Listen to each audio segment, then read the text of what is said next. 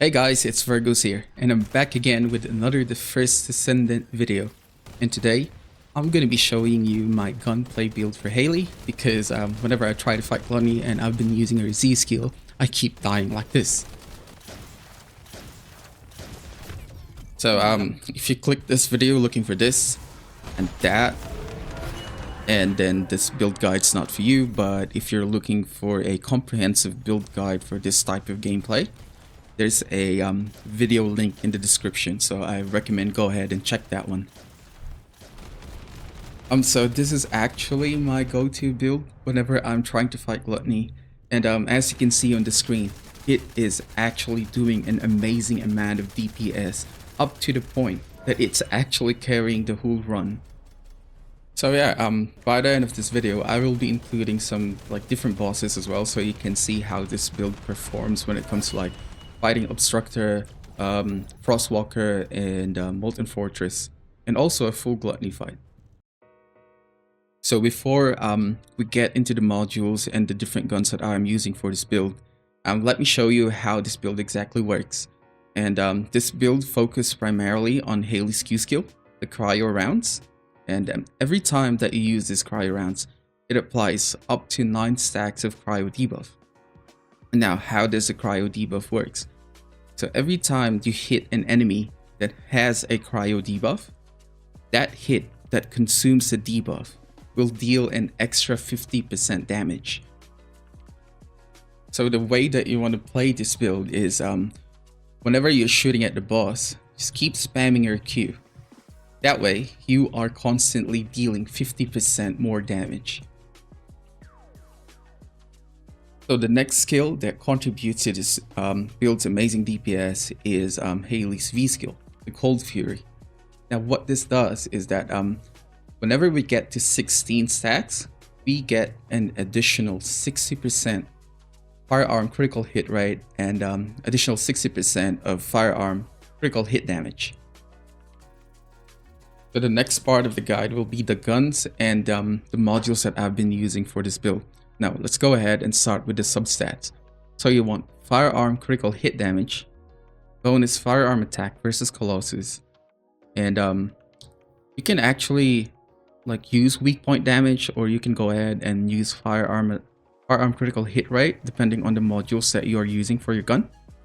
And lastly will be the firearm attack. Okay, so let's dive down for the gun modules that we're going to be using for the Greg's Reverse fight. Firstly, we want the Holy Trinity of Crit, better Insight, better Concentration, and Concentration Priority. Next will be we'll be increasing our firearm attack using these two modules, Rifle Enforcement and Action and Reaction. Next modules on the list will be our weak point damage multipliers. First we want Have Aiming, and then Weak Point Sight.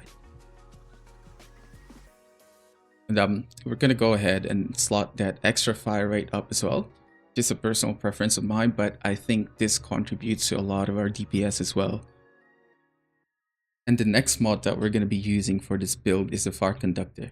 So you get an extra 26% firearm attack whenever we hit a burning enemy. But how do we do this? So let's take a look at the Greg's unique effect.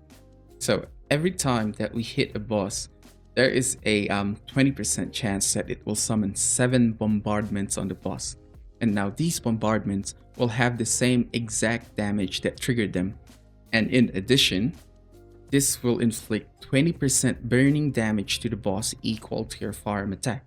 And also, when the boss gets hit by these bombardments, they will be in a state of burning effect. That is where this Fire Conductor special module comes in. And lastly, for this empty module slot, you want to use Insight Focus. But the thing is, I'm not done recapitalizing my Greg's Reverse Fate, so I'm just using this one for now. Okay, so that's it for the Greg's Reverse Fate. Now let's go ahead and dive into the Enduring Legacy modules that we are using for this build. Now, it's pretty much the same. So we're using Crit Mods, Better Insight, better concentration, and concentration priority. and also our rifling reinforcement, action and reaction, and the extra fire rate. The only difference is we are not using have aiming or weak point insight in this weapon. It's because I feel like it's useless using these mods because the Enduring Legacy has such a low base weak point damage. So we're better off like using those extra slots for different modules. And the next modules that you want will be insight focus, but since I don't have that yet, I'm still using marksman, but it pretty much have the same effect. You get an extra critical firearm critical hit rate to maximize that crit rate to 100% whenever we have our V skill at max stacks, and the next one will be fire enhancement. Now, why do you want this mod? It's because of the Enduring Legacy's special unique effect, craftsmanship. So every time that you hit a boss, you decrease its fire resistance by 5%, and it stacks up to 50, and each stack will reduce it furthermore by 0.8%. I think it maxes out at 45%. So whenever you have craftsmanship at full stack, you will deal more fire enhancement to the boss or your target. Coming up next will be a special module that we'll be using for the Enduring Legacy. Now you can use mental focus, but for personal preference, I like using sharp precision shot. So even if it decreases our fire rate by 20%, while we are holding the trigger or pulling the trigger of our gun, our fire rate and our firearm attack increases every 0.5 seconds, maxing up to 10 stacks. So at 10 stacks, we get 40% fire rate and firearm attack at 60%. And for the last module that we're going to be using for this gun, since we are using sharp precision shot, I want to elaborate more on this. So if we fire and hold down our trigger, sharp precision shot maxes out at 10 stacks and we only have 50 bullets left. Now, we want to take advantage of that mod for as long as we can. So for the last module, we're going to be using expand weapon charge for more rounds per magazine. So the longer that we the longer that we hold our sharp precision shot buff, and the more bullets that we have left while it is at 10 stacks, we are going to be dealing more DPS. And coming up next will be the modules that we'll be using for Hailey in this build. Firstly, our sub module will be mid-air maneuvering. Now, like I said before, this is personal preference of mine because like when you are fighting a boss and you're it's constantly moving and you want to hit those weak spots most of the time, so it makes it easier for you to reposition yourself. So the way how the build works is that you want to be spamming your Q, the cryo rounds, for as much as we can, so that we are constantly dealing that 50% extra damage to the boss or the enemy. And the way to do that is you want as much as cooldown that you can get. Firstly, we want your nimble fingers and your MP conversion. And for the cherry on top, we're going to be using the multi-talented module. And this module is it says that when we are using a dimension active skill, we get an extra 20.5% cooldown for 5 seconds. And the dimension active skill, our cryo rounds, is a dimension type skill. So let me show you how this works real quick. So once we have that active, we have a 0 cooldown for our Q, and then whenever the buff is not active, we get like a near 0 cooldown. But yeah, that way we're going to be spamming our Q for most of the time. And before I get to the next part of the modules for Hailey, I want to discuss real quick what type of reactor substats that we're going to be using for this build, and also the external components. So firstly, you don't need a specific reactor for this build. All you want is that skill cooldown and a skill cost reduction on the substats. But I only got one with skill cooldown, so I'm just using for that now. But if you can get a skill cooldown and a skill cost reduction on the substats, that is perfect for this build. And next up will be our external components. So I'm using the Polar Night set mainly because of its force set effect. So each time that we inflict frostbite through our cryo round, we get an additional 1.7 firearm critical hit damage that maxes up to 10 stacks with a 5-second duration. Now, since we are spamming cryo rounds for the most duration of the boss fight when we are using this build, we are going to be maintaining that firearm critical hit damage at 11.7%. Hey, that's an added extra DPS.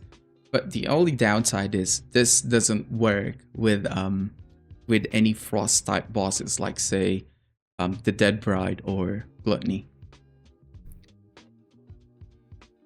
So having said that, so you'll be asking yourself, or maybe you're asking me, hey Virgos, why are we using this set if the frostbite effect is not actually affecting Gluttony? So we're not getting that firearm critical hit damage. But the thing is, during a longer boss fight, the boss will spawn this random motherfuckers right here, and they hit pretty hard to get away from them or kill them. But the thing is, if we are spamming our Q for most of the time, some of the bullets will actually randomly target them. And believe me or not, these little buggers, they are actually being affected by frostbite. So either way, we are going to be getting that frostbite effect that gives us that firearm critical hit damage. And lastly, before we go back to the modules, I would like to discuss the importance of the substats in our Polar Knight set. So for the auxiliary power, you want MP recovery out of combat and max HP. And for the Polar Knight sensor, you want MP recovery in combat and max MP. And as for the Polar Knight memory, you want to have the MP recovery modifier. And like I said before, the amount of MP that we get from these substats, the MP recovery in combat and MP recovery out of combat, it will be increased by our MP recovery modifier right here. And of course, that extra defense is never bad to have. And as for the Polar Knight processor, I didn't find any useful substats here. So I just opted to go with the max shield and the shield recovery modifier. And on that note as well, the last reason why I like using Polar Knight set for this type of gameplay or for this build is because 3 out of 4 pieces of this set actually gives you HP. So that's their basic stat. So yeah, let's head back to the modules. So the reason why I wanted to talk about the external component and their substats before this is one of the modules that we're going to be using for this build. It's called the Energy Collection. So the MP recovery, this will further enhance that MP recovered through those substats that I've showed you before. And then next up, since we are spamming our Q for most of the time during boss fights, we want to reduce our skill cost as much as we can. So the first module that we're using for this one is the Maximize Conservation. And the next one will be, no, not this one, skill cost. Where the hell is that thing? Yeah, Strong Mentality. So yeah, that seals the deal. So you have your external components and their substats, and then you got those skill reduction modules as well. So this way, if we press our V, if you watch my MP down below, it's barely moving. So the V skill, the Cold Fury is supposed to be draining your MP for as long as you have it active. But with this setup, you are not going to be draining your MP at all. The only thing that will drain your MP is when you're spamming your Q. So next up, so in the event that you actually drain your MP, and yeah, so all you have to do is get out of your V, run around for a few seconds to get out of combat, and there we go. Look at how MP goes back up real quick. Okay, so next up, since we are done taking care of the MP issues, we are going to be using our increased HP and HP amplification modules, and this one gives you a nice chunk amount of HP. Now, going forward, most of my builds, I will try my best to include at least 1 or 2 HP modules, because don't get me wrong, I'm a huge fan of good DPS, but like I said before, if you're dead most of the time, your teammates will get angry at you, your DPS will be useless. So even if you're the guy who's dealing most of the damage when it comes to a boss run, that DPS will be useless if you're dead, right? Okay guys, so there you have it. This is a semi version of the build, so it's not the full build yet, because I don't have enough module capacity, and I don't have shot focus yet. Believe me, I've been trying, and maybe up to now I've done thousands of module combination, and this bloody RNG is not giving me anything. Now, before we go to the gameplay boss fight for this build, I want to talk about something. So there is another setup that can work with this type of gameplay. So you'll be using Walk Tightrope plus the Annihilation set and the conditional recharge. That way you can get your HP to lower than 50%, so you can get that firearm attack. But the thing is, without the multi-talented mod, you won't be spamming your cryo rounds as much as we do in my setup. So you're losing a bit of DPS. And I'm not entirely sure if the Walk Tightrope setup is dealing more damage or the damage increase is significant, but yeah, this is my setup is the one that I'm comfortable playing with. So if you do know, or if you've tried the Walk Tightrope setup, please let me know down in the comments below. And if you like using the setup and you like that extra bit of damage in exchange for your survivability in a boss fight, then go for it. I'm not saying that my build is the best, but there are so many ways to play Hailey. I'm not done with her yet, so I will be updating this build as I go. Alright, so yeah, before I let you guys go, if you're new to this channel and if you think that I've earned it, please leave me a sub. And if you like any of my content, enjoy any of my content, or if it even helps you with playing the first Descendant, then please do let me know in the comments down below. So yeah, thank you guys for tuning in. You have a good day. Peace.